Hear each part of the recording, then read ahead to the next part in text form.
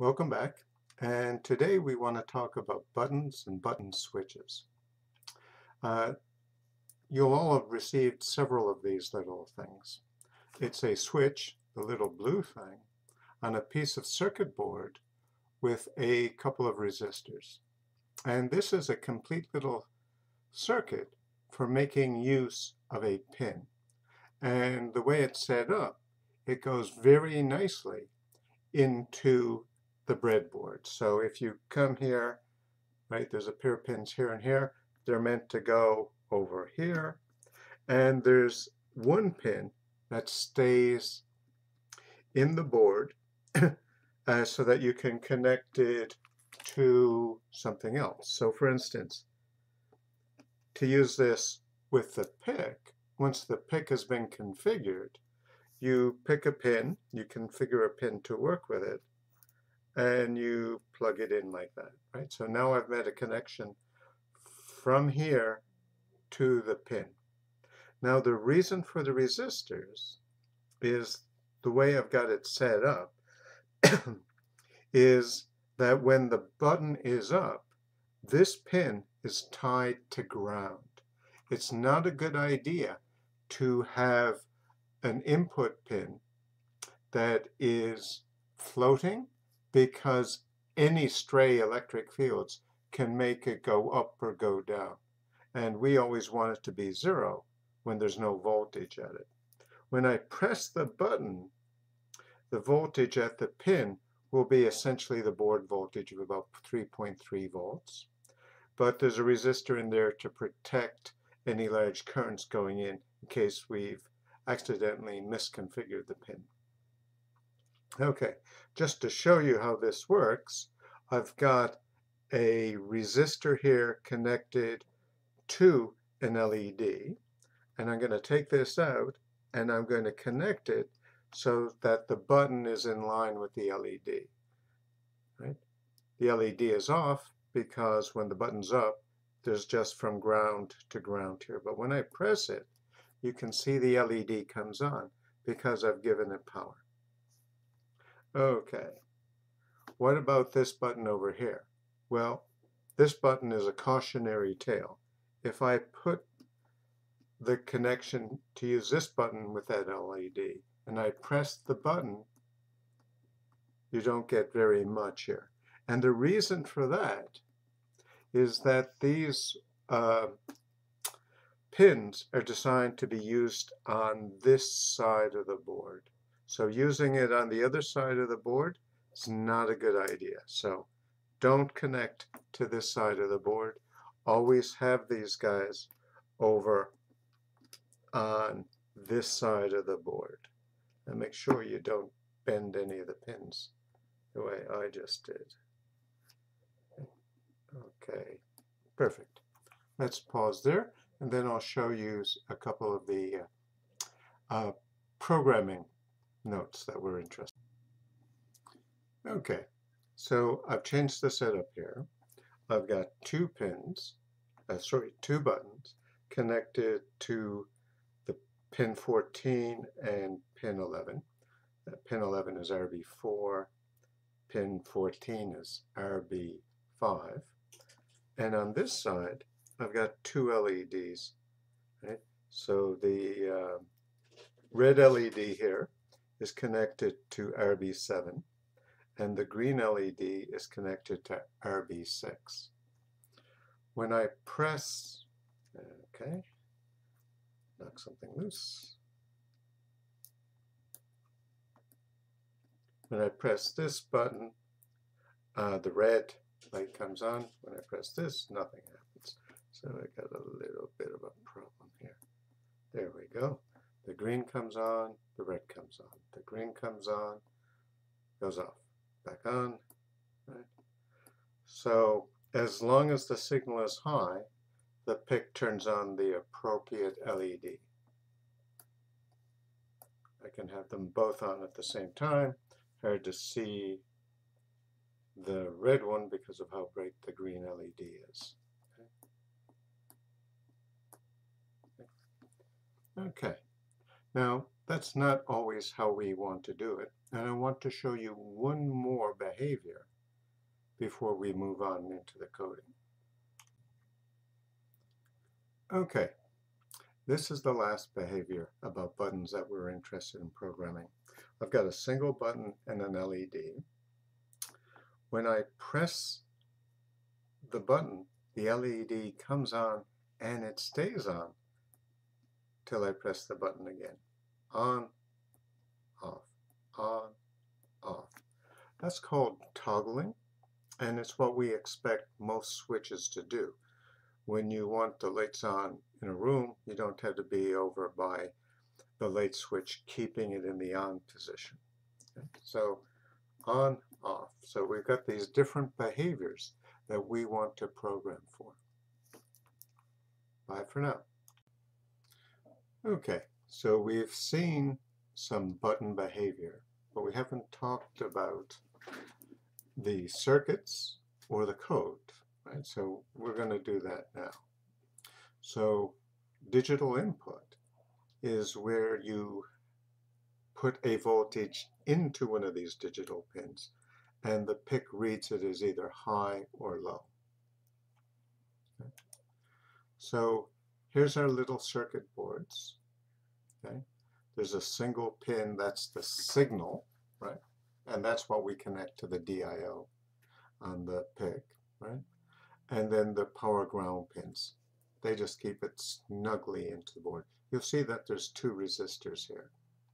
Here's the actual circuit of that circuit board. There's the switch, the little blue switch.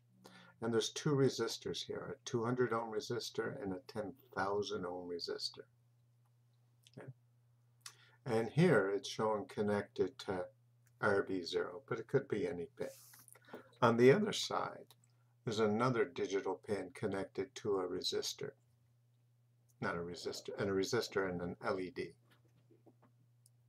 Now when the switch is up, the pin is tied to ground, and that's great. As I mentioned in the earlier video, right, whenever you use a digital pin, you don't want it floating, which is not connected to anything, because stray electric fields can make it go high or low randomly, and we don't want that.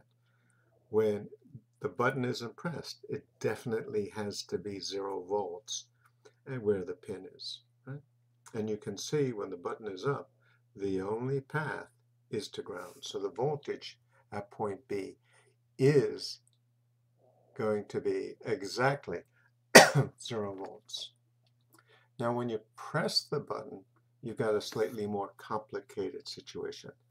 At point A, the voltage here is going to be the 3.3 volts of the board.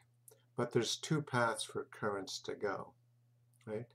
This way to ground, and this way into the input pin. The input pin effectively has a large resistance, which is why I need 10,000 ohms here. And the voltage at point B will effectively be 3.3 volts. It'll be high, or close enough to high that a digital pin can't tell the difference. Okay? As we mentioned in the video, the pins are wired in such a way they only work on the, I said right-hand side of the board. That should be left-hand side of the board. Take it out now. Because if we put it on the other side, the 10,000 ohm and the 200 ohm resistor are reversed. Okay. Now the peripheral library has the functions we need. We saw a similar version to this function right here. This is port set pins digital in. That function is how you configure any pin as a digital input. The second function is port read bits. This is how you tell whether or not a button is pressed. You just check the pin that the button is connected to, and the proper bit will go high when the button is pressed.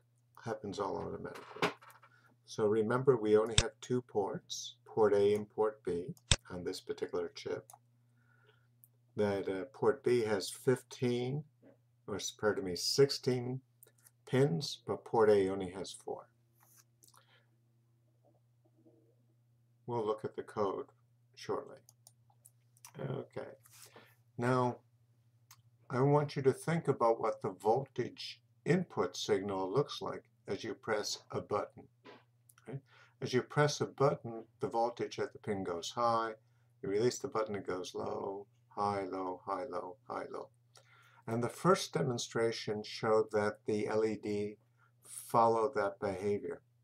It was high when the button was high. It was off low when the button was up or off. Okay? I'm going to now show you a little function where I've written code for 2 buttons and 2 LEDs to handle that.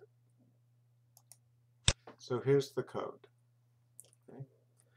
So we want some LEDs, and so the LEDs, we use the port set pins digital out. I'm using pins 6 and 7. That's pins 15 and 16 on the chip. And the first thing I do is I clear them. I want them both off, both LEDs off. And then we configure 2 buttons, right? So RB4 and RB5. They're going to be buttons for us. And we want to monitor the buttons, so we have to be inside a while loop to continually monitor the buttons. And I've created an integer variable called button status.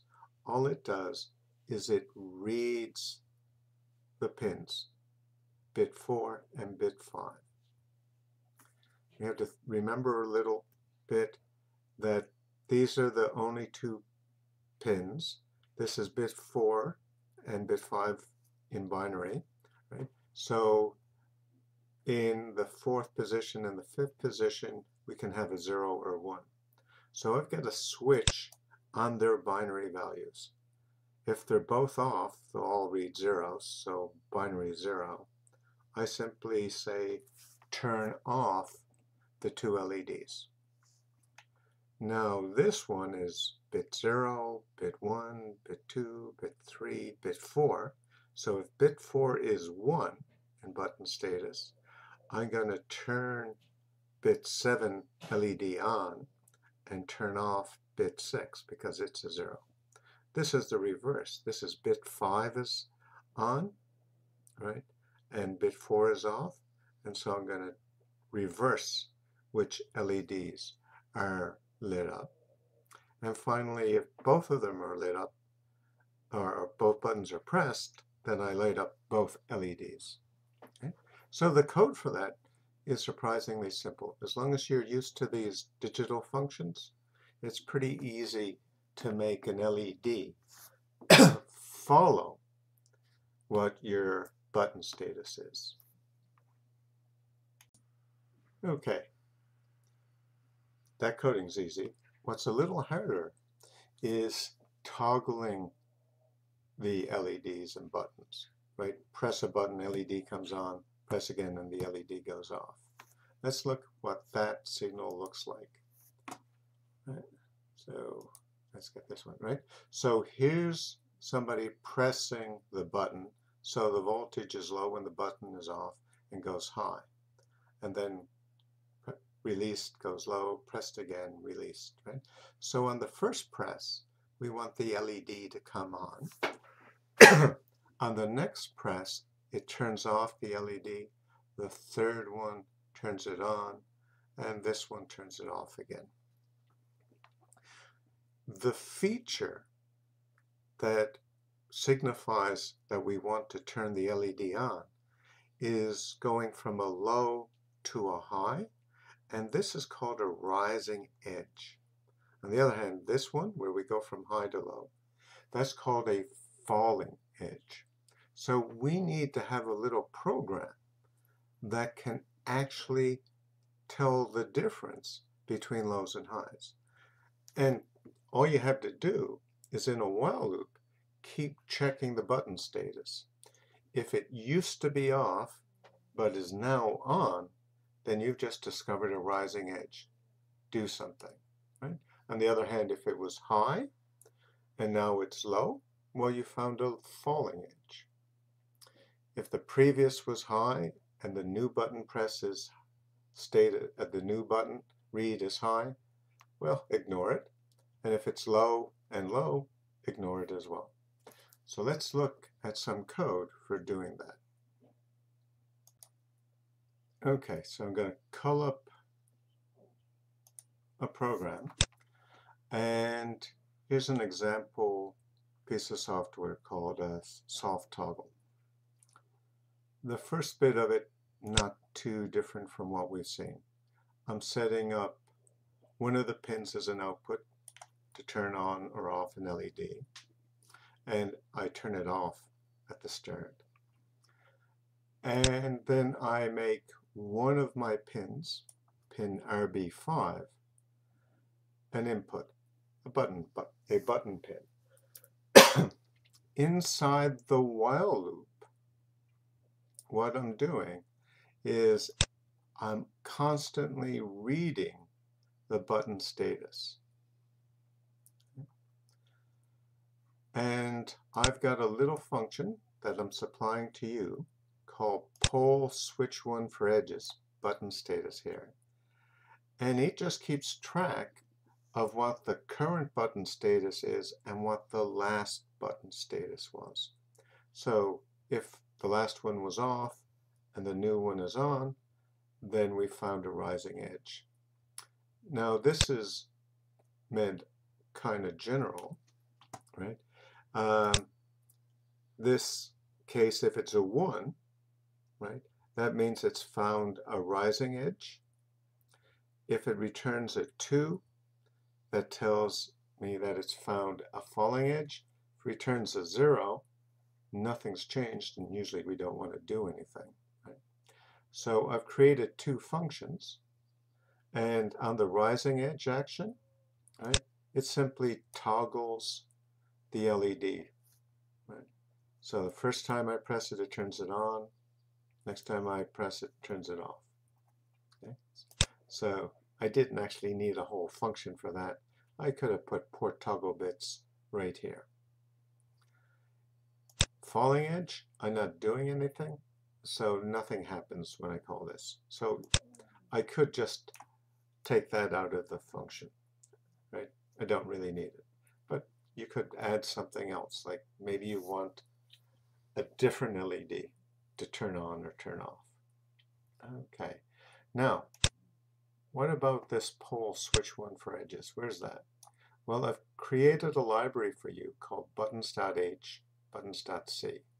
And if you look in buttons.c, it's got this function, and all it does is it's got this switch, and the last switch value and the current value, right, compares them and changes the setting, right?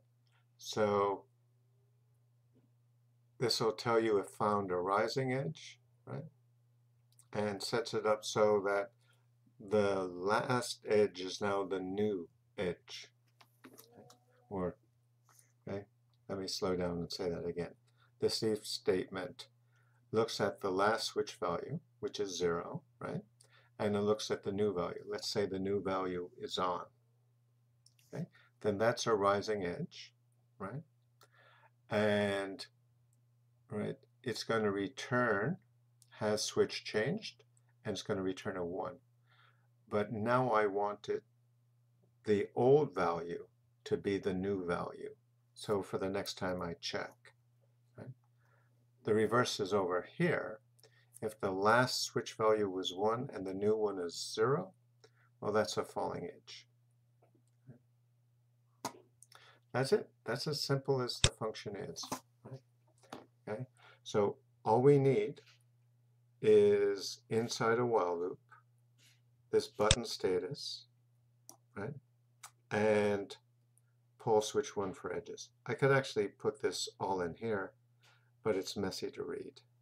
Okay, so I broke it into two pieces, make things easier to read. But that's all how to turn a button into a toggle. That's it. Take care.